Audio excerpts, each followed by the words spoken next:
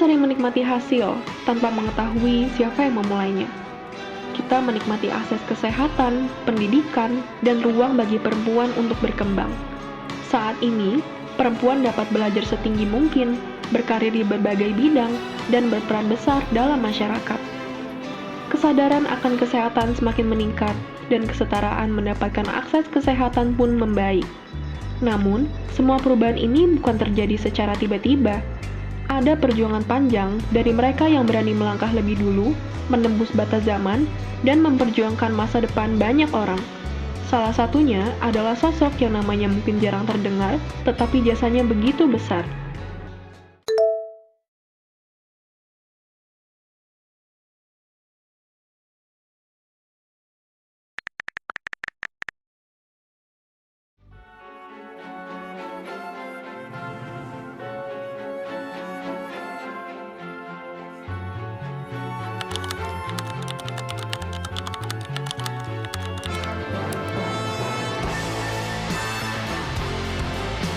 RSP Sulianti Saroso ditetapkan menjadi rumah sakit rujukan untuk menangani penyakit hepatitis akut misterius.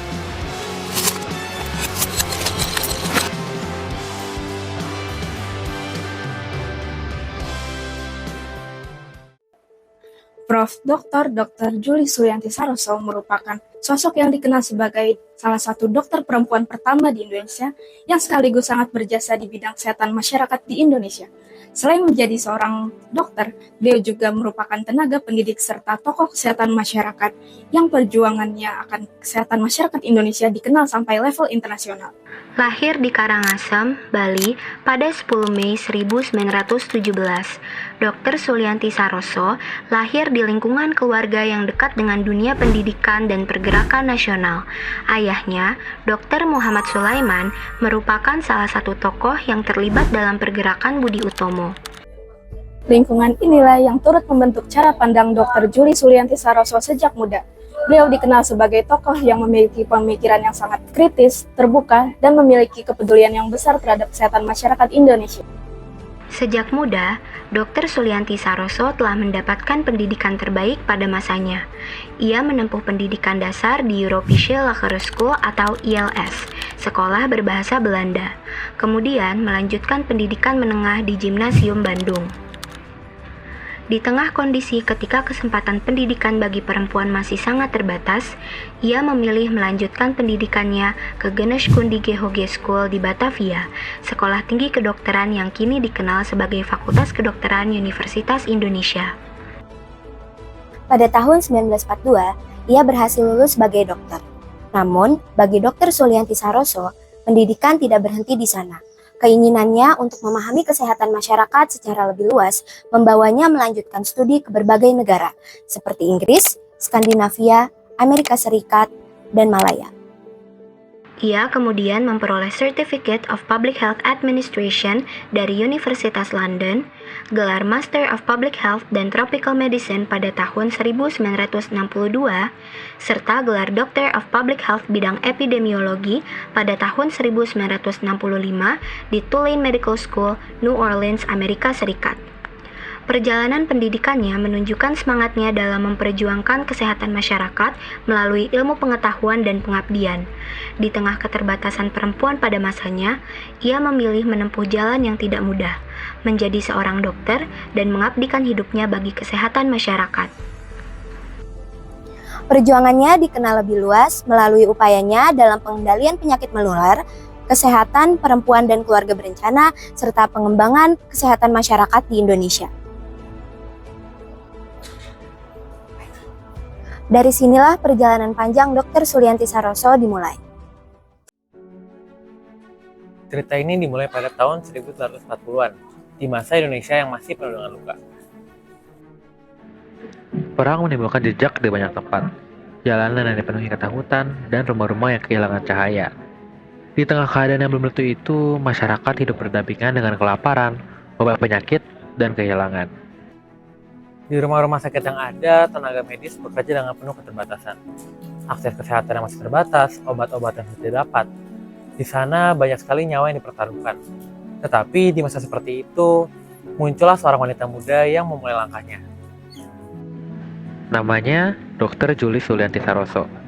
Pada tahun 1942, setelah menyelesaikan pendidikan kedokterannya di Geneeskundige Hogeschool Batavia, Dr. Julianti Saroso mulai bekerja di bagian penyakit dalam CBC Jakarta, rumah sakit yang kini dikenal dengan nama Rumah Sakit Cipto Mangunkusumo.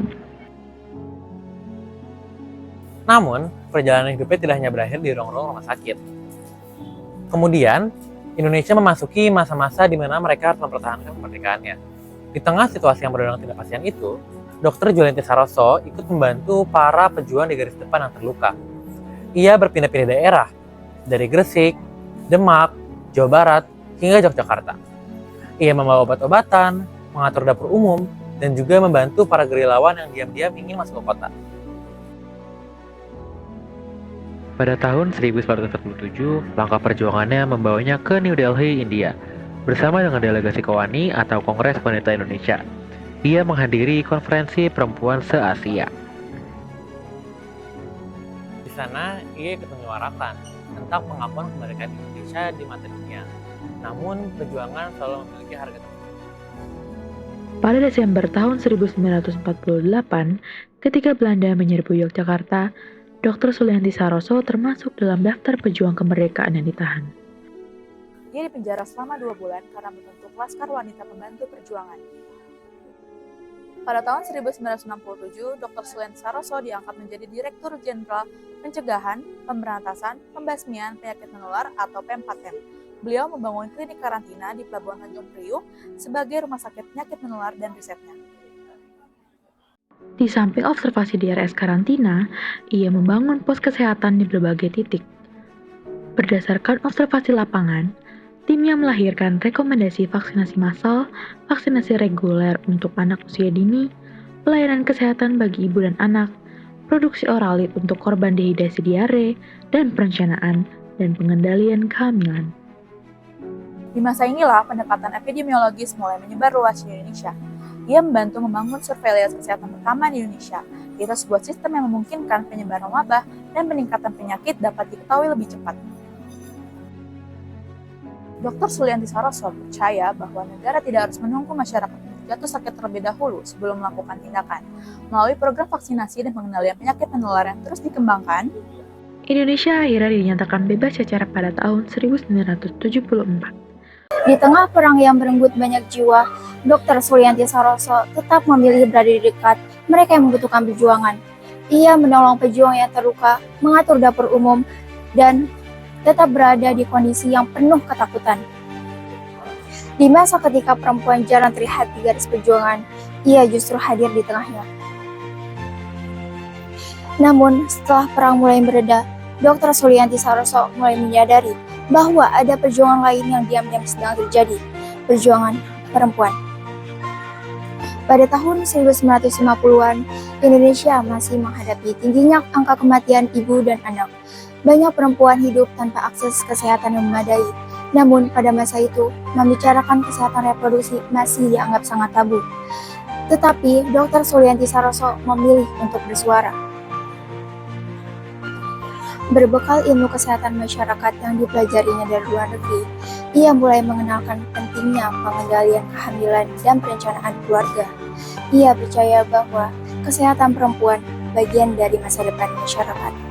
Dr. Sulianti Saroso mulai menyampaikan gagasan pendidikan seks, alat kontrasepsi, serta pengendalian kehamilan dan kelahiran.